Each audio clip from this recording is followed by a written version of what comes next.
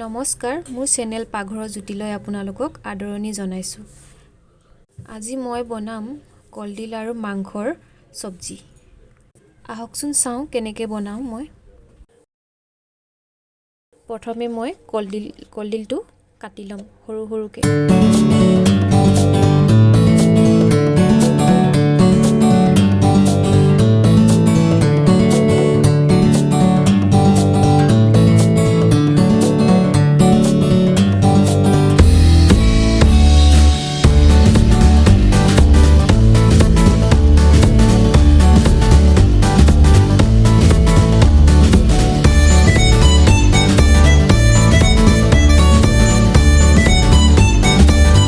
কলডিলখিনি মোৰ কটা হৈ গ'ল।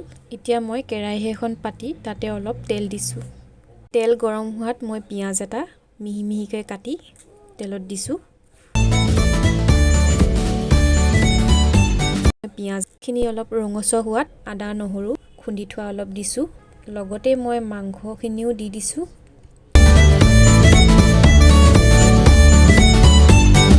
মাংসখিনি দিয়াৰ পিছতে মই তাত নিমখ, হালধি, জিৰা, ধনিয়া, জলকীয়া গুড়ি আৰু কেঁচা জলকীয়া দুটা দি ভালদৰে লৰাই লৈছোঁ। ভালদৰে লৰাই লৈ কম জুইত মই অলপ দেৰি মাংসকেইডোখৰ সিজাই ল'ম।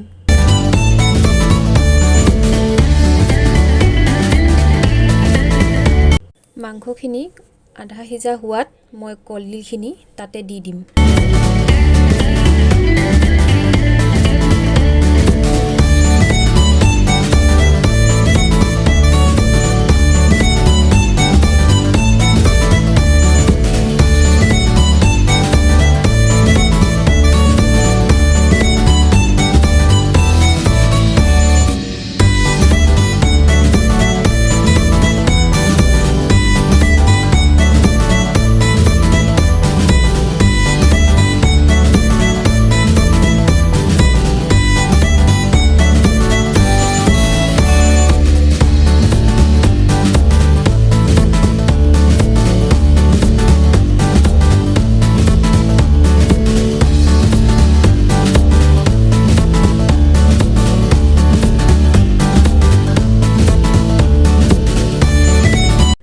দিয়া হৈ গ'ল। মই এতিয়া ভালদৰে লৰাই লৈ কম জুইত 20 মিনিটমান ভালকৈ সিজাম।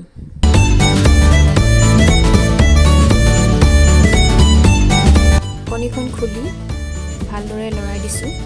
20 মিনিটৰ পাছত কলডিল আৰু মাংসৰ চব্জিখন মোৰ হৈ গ'ল। আপোনালোকে এবাৰ ট্ৰাই কৰি চাব। যদি ভাল লাগে লাইক, কমেণ্ট আৰু ছাবস্ক্ৰাইব কৰি দিব। Thank U.